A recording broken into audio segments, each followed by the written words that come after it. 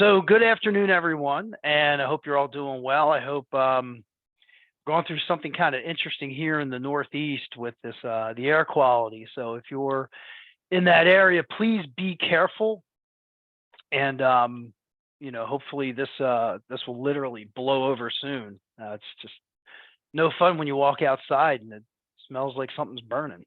Maybe I have a real sensitive nose. I don't know. Anyway, my name is Rob Romanowski. I'm the Director of Sales Operations at 3HTI. And leading our webinar today is Paul Dye. He is a solutions consultant and applications engineer with PTC's Virtual Center of Excellence. And today we are going to look at the GD&T Advisor. And without further ado, I will let Paul explain why his presentation says model-based definition, because you can't have one without the other. So Paul, take it away, my friend.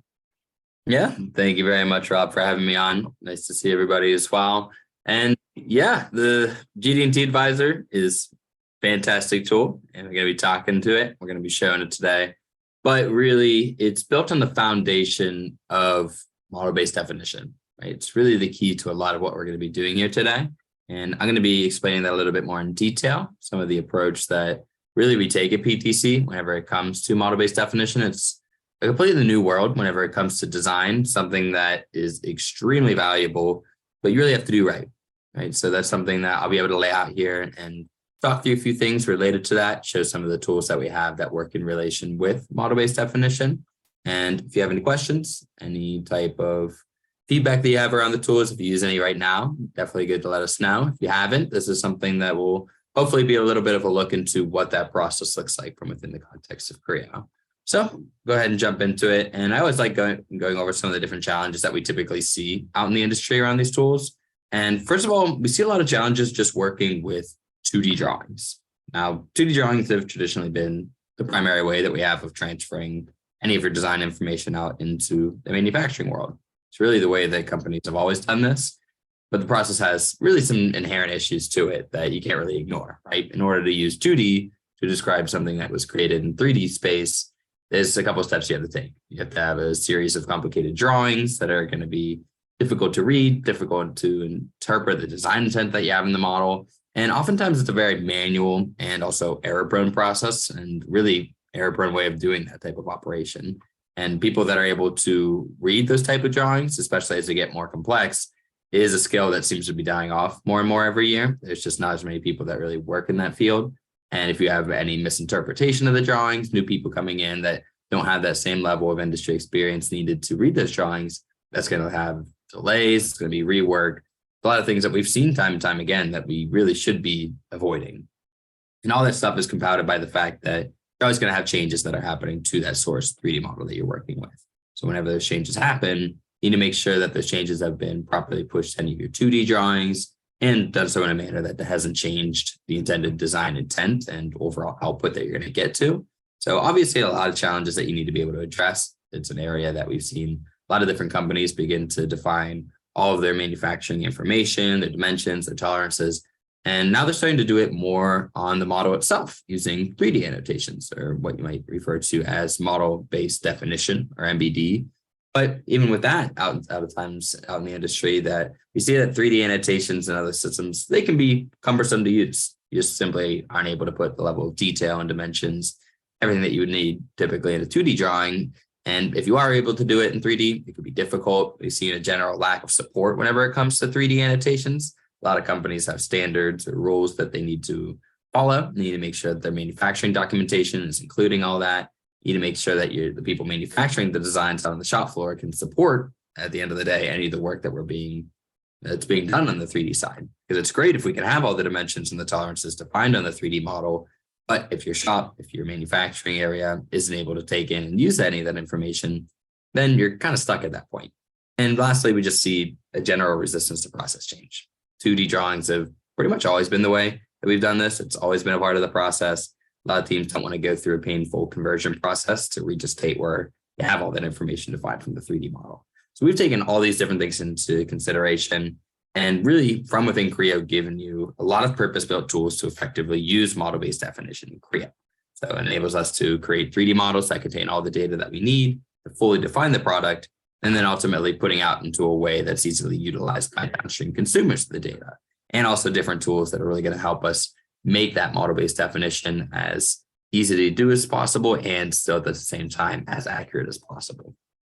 And it's going to start first and foremost with full 3D annotations. We just from within the base of Creo have a robust set of tools that are allowing you to quickly and easily go through, create, edit all the different annotations that would have traditionally existed on the 2D drawing, and do that on the model. I'm going to go through and show what this looks like in the demonstration. It's going to be things like your dimensions, your tolerances, your datum features, your notes. All those things can now just be defined right on the model without having to go through and switch to a drawing to define that. Another thing that we use a lot of times in this process is combination states.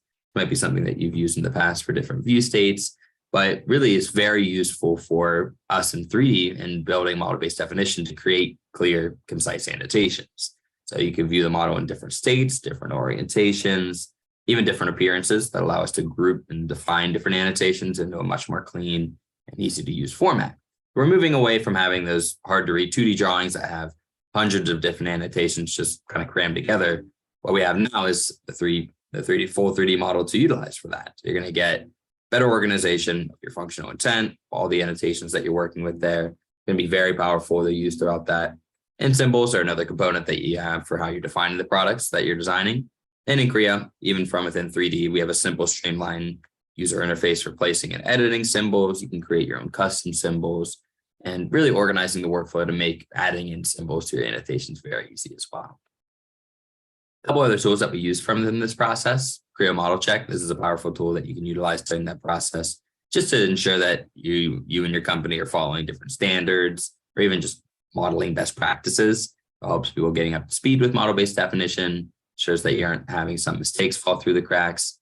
And on that note, not only can you ensure that you're following your company best practices, any of the tools that we work with in this model-based definition space are going to have these different industry standards built into them. So ASME, ISO, we have those all built into the tool and also different versions associated with that as well.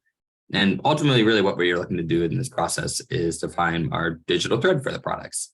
What we want at the end of the day is to have a closed loop between the physical products that we have out in the real world and then all the digital information that defines those products. And you might hear this referred to as model-based enterprise. It's essentially where organizations are using model-based definition, not just for manufacturing documentation, but for all areas of the product. It could be for commission, operation, service. And really what we're doing here in CAD is just a piece of this, but really starting to give you a single source of truth for that model in of itself. So everything I've talked to really so far has all been just core capabilities of Creo Parametric that enable us to go through and work with model-based definition. But we do have really powerful specific tools and extensions that enable us to do more in the process. Now, the biggest one that I'm going to be talking to and demonstrating today is what we call the GD&T Advisor. Now, the idea with this extension is that it's going to work here from within model-based definition, and it's going to use what we're defining in that space. And while you're doing that, it's going to give you expert guidance on the application of your GD&T, as well as validation that it's been done correctly. So if you were just working in your standard version of Creo, you're able to go through and do all that, but it's not checking you. It's not making sure and validating that everything that you're doing is going to be correct or you're doing it in the most efficient way. That's really what the advisor here is doing. So for example, say you were on a model and you go to apply a certain tolerance, what it's going to do is give you suggestions based on that part or the feature that you selected. And it's not going to give you options to apply a tolerance if it would be invalid for a feature. So very useful, especially as you're getting up to speed with working in model-based definition and really just making sure that you're not going to have any errors pass through the process as well. And one of the greatest things that we've heard back from customers is the fact that it's helping to educate users, right? So whenever you're going through working in the advisor, it's also giving you context into the advice that we're receiving, better able to understand the different changes that need to be made. A very, very powerful tool, something that I'll be going through and showing today. A couple other tools that we have in this process as well. Easy tolerance analysis. This is for evaluating the impact of your tolerances and dimensions in the designs. We're able to do that well before the product would ever go about for prototyping or manufacturing. So this is also able to take it in 3D annotations. And it's going to give you different options for looking at statistical results, defects in the models, potentially worst case scenarios, even seeing which types of annotations or dimensions have the highest contribution into the goals that you have for the model. So something that can work very well in model-based definition as well. And one thing that I mentioned is the fact that we make it very easy to consume the information downstream as well. One of the main ways that we have of doing that is with Creo View. If you haven't worked with this, it's just a free to use visualization and markup tool. So we provide that to anyone in the organization. They can view, they can interrogate the model, and they don't even have to open up the native authoring tool, Creo parametric, nothing like that. So they're able to go through and see all those rich 3D annotations and some other options as well for sharing out. You have JT, you have a version of a step file called the step AP242. That's for including all that rich 3D annotations in a step file as well. So really, regardless of the visualization tool that you work with, we're going to have a lot of different ways for getting this shared out there as well. All right, so good to lay some context there, but I want to go through and show here from within the context of Creo what it looks like to use some of these tools. And I'm going to go through and break this up into two main sections. First and foremost, I'm going to go through and just show what it looks like to work with model-based definition in the context of Creo, just with our standard tools. And then after this, I'm going to switch over and work over in the GD&T Advisor so we can see some of the differences there and really some of the advantages that we're going to have from working with GD&T Advisor through that process as well. So we have our model here. This is going to be a hyperlink from one of our designs. And I'm going to start off first and foremost in our annotate mode. This is a mode that has these different sets of annotations that are grouped together in a clean, easy to use environment. So this might be certain dimensions that we have around a datum plane that we have in the bottom. And I can go through and show what it looks like to work here in 3D. We're going to use our geometric tolerance button. So say we go here to apply one of these G-tols in our top surface. It's just as easy as clicking on the area that you want to apply it, dragging it out into a good area that you can see it. And then from there, you can go through and define it. In this case, it's going to be our flatness tolerance. And you can go through and make changes here if you need to. Oftentimes, we'll add a datum tag onto that. And it's really the same process of defining the surface. You just click and drag to where you need it to go. And once you have that defined as our reference, you can go through and change how that tag looks, where it's located. If you want to have it with or without an elbow, you can define that. And really overall, just making the whole process fast and easy. Just keep moving on to other parts of the model here. And you can work between these different annotation sets that we have down at the bottom. Maybe this annotation set down here is going to be some of the dimensions that are going to be for the center board. So starting with that, I'll go ahead and drag out the dimension so we can see it a little bit better here. And we can start by adding in a tolerance to that value. Maybe this, we want to see a plus minus for that range. We're able to take those values that we have there and set them to whatever we need. And once we have that laid out, I'll go ahead and add in a geometric tolerance right on top of that dimension. In this case, it's going to be our characteristic, and that's going to be perpendicularity. So it really allows us to do whatever we need there. You just go through, put in your values, define what datum that you want to reference. That's all going to update for us. And very often in the process, you might need symbols. So here we can add in our diameter symbol. We have a very full library of symbols that you can also go through and customize and format to your own use case. We will also add in a max material condition.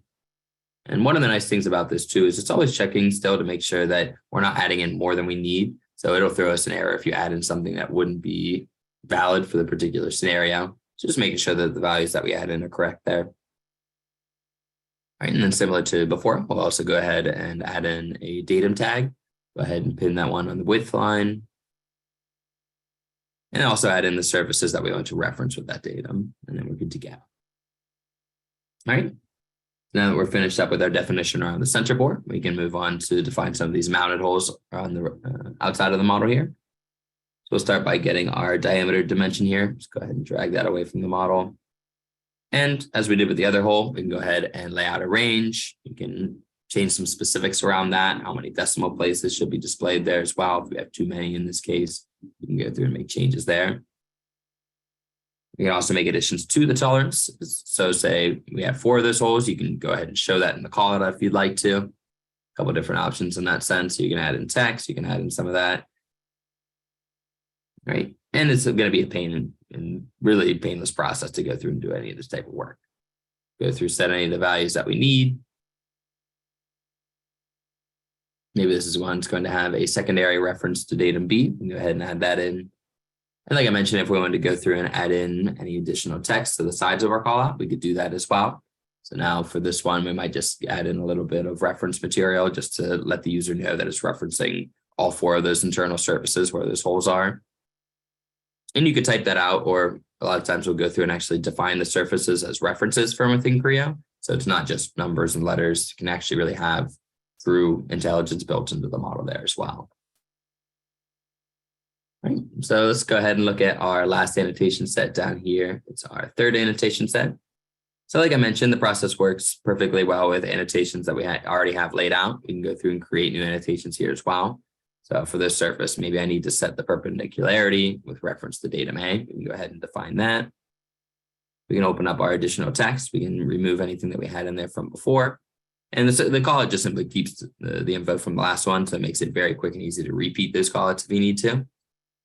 And from there, we can go ahead and see some of the options that we have around building our dimensions here in the model. This is just as easy as if you were doing it on a 2D drawing. Go through and define that, define the number of decimal places that you might need, exactly which surfaces that you want to reference and how you're referencing them as well.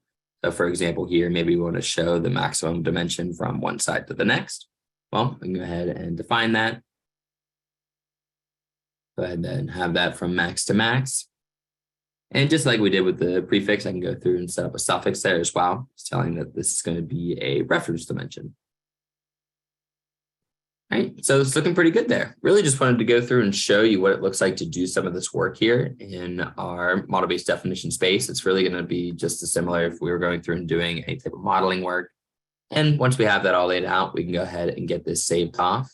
Again, we have a couple different options whenever it comes to this. You can save off a Creo file and just view it over in Creo View. We also have this step AP242, where you can see that it includes a lot of different information that you can include for annotations, your datums, your quilts. All that can be stored in with the model there as well. So that's going to be this rich content that we've added in. All right, so now the file is saved off. It's ready to be used downstream for whatever purpose is necessary. And again, if we ever had updates to the model, that's always going to get pushed through to any of the annotations that we create from there as well. All right, so everything that I went through and showed from within that process is just using standard Creo capabilities. And what I want to go through now and take a look at is what it would look like to work more so with the GD&T Advisor, because it's going to be a little bit different of a process, right? So whereas before, whenever I was going through and laying out all those dimensions, it was really up to me to make sure that what I was laying out was all going to be correct and I'm adding in all the information that I need. But this is going to be a bit different here with the GD&T Advisor. This is going to give us some guidance on the application of the GD&T that we're laying out. And then from this point, it's going to give us validation as well to make sure that what we're adding in is going to be valid here too. So to show how that works, we'll go ahead and start with this first surface up at the top, pick what we want to do with this.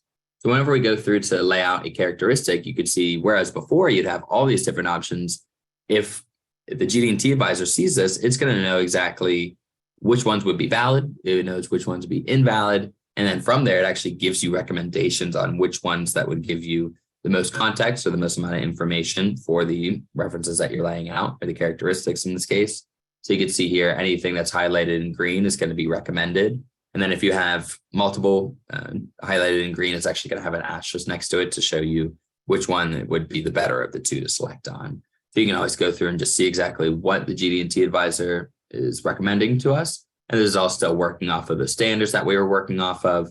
And here we can go through and get that laid out here. And now the system will build out a datum feature. And that's something that we can make reference to as we keep going. I can really do the same sort of things as I was doing before. So maybe on this whole, we're going to go through and lay out an upper and lower tolerance value for that. Go ahead and define that. And in this case, there's probably going to be a different characteristic. So you can see now you have a couple more that aren't grayed out. So certain ones would be technically valid, right? You could go through and lay out a circularity, right? But in this case here, we can just simply go with what the system recommends for us because it understands those standards, it understands the model, and really knows what's going to give us the most bang for our buck whenever it comes to laying out these different characteristics and different tolerances.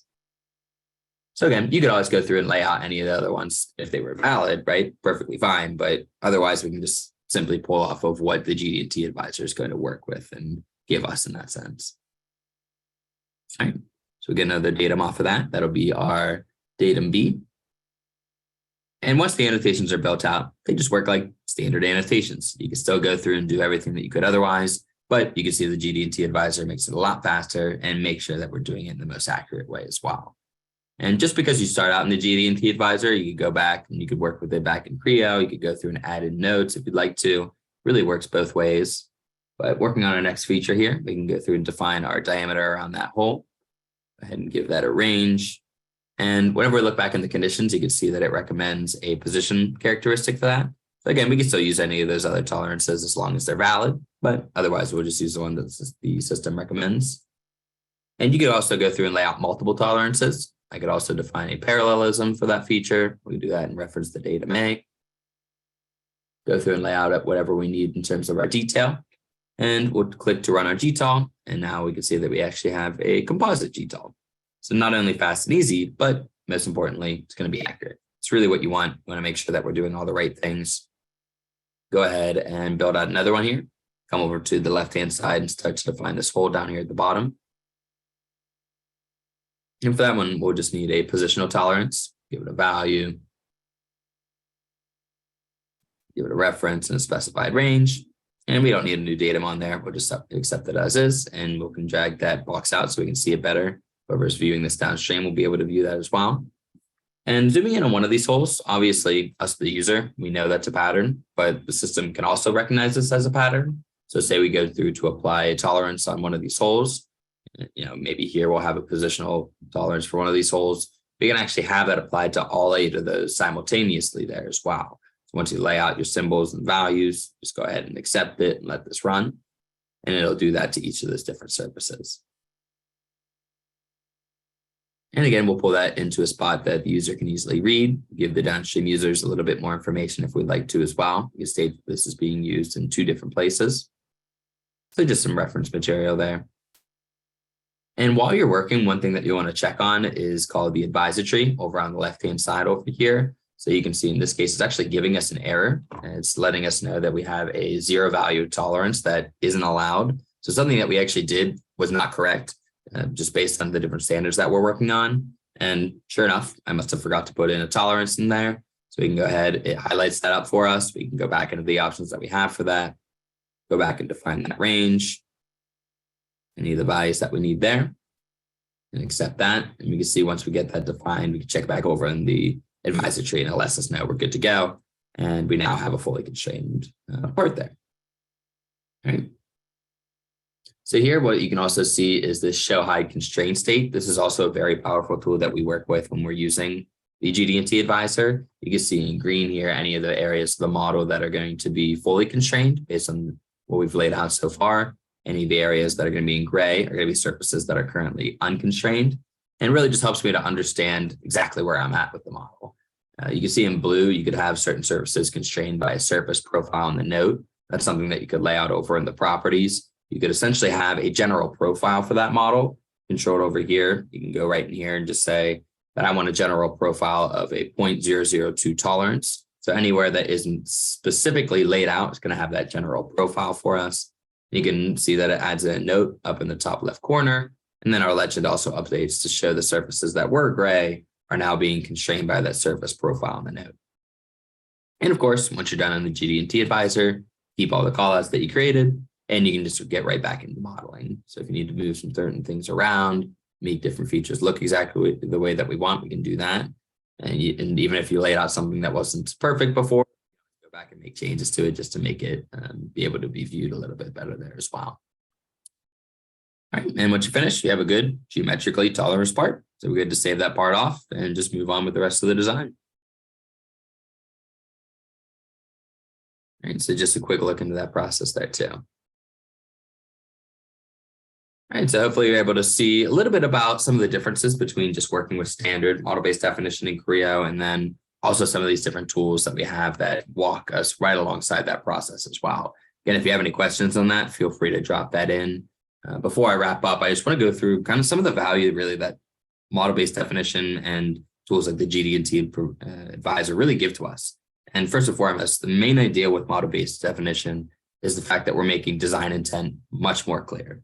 We're able to go through and define and lay out 3D annotations in Creo. It's going to leave a lot less up to the imagination, less up to the user to go through and try to interpret. It's much easier to understand the features than the dimensions on the model itself, rather than converting that over onto 2D drawings. And also collaboration and communication. It's something that's also being enhanced here. So whether it be for your engineering teams, your manufacturing, downstream users of the data, really utilizing that digital thread again to connect each piece of the enterprise there, making sure that we have that single source of truth that we're working off of. And ultimately, at the end of the day, with any of this, just looking to improve the quality of our parts, helping to reduce errors that are typically caused by more of those unclear, complex 2D drawings. And at the end of the day, just saving us time and cost in the long run. All right, so that wraps up everything that I wanted to go through today. Again, if you have any questions, feel free to drop that in, but hopefully I was able to walk you through a couple of things, help you to understand a little bit more about how we work with model-based definition and some of these different model-based definition tools like the GD&T Advisor. Good stuff, Paul. Good stuff. I mean, this is supposed to help your design and engineering department create better models. And when that happens, there's less rework. There's less errors downstream, and it makes everybody's life downstream easier. And what's interesting is I was speaking with somebody recently, and we were discussing how a lot of times the focus is more on just getting things done as opposed to getting them done right. And what's interesting is this person said, yeah, there's never time to do it right the first time, but there's always time to fix the mistakes. And I think if you're fixing the mistakes downstream, that's definitely a lot more time consuming than doing it right the first time. So that's the whole purpose of the model-based definition focus in the GD&T Advisor. So I will get this recording up on our YouTube page sometime today or tomorrow morning. So you will all receive an email with a link to the recording, and then you can watch this at your leisure. A question that came in is regarding the PTC Easy Tolerance module. Question is, I haven't been able to use the profile control in the tolerance stack up. Are you familiar with that at all, Paul? Yeah, so there's certain tolerances that are able to be used from within the easy tolerance analysis tool. There's a couple of different characteristics that you can work with. I have to look into exactly which ones that you'd be able to pull in. I'm curious if the profile would be one that you'd be able to add into that. I have to check into that though. There's definitely a list of which ones that you're able to pull in and use in that tool. Okay, so Paul will look into that, and we'll get an answer back to you probably early next week, if not tomorrow, but early next week at the latest. So we will be sending emails out to our next webinars. Next webinar is going to be next Thursday regarding surfacing. Surfacing capabilities within Creo, touch a little bit on freestyle, and also on the interactive surface design extension for Creo. So look for that email coming out tomorrow. And if you have any questions or need any other detail regarding anything product development, feel free to respond to the emails that I send you for the invitations for these webinars. They come directly to me, and we're more than happy to help you out. So Paul, once again, thank you very much. Appreciate a great presentation as usual, and wish everybody a great and happy Thursday. Take care.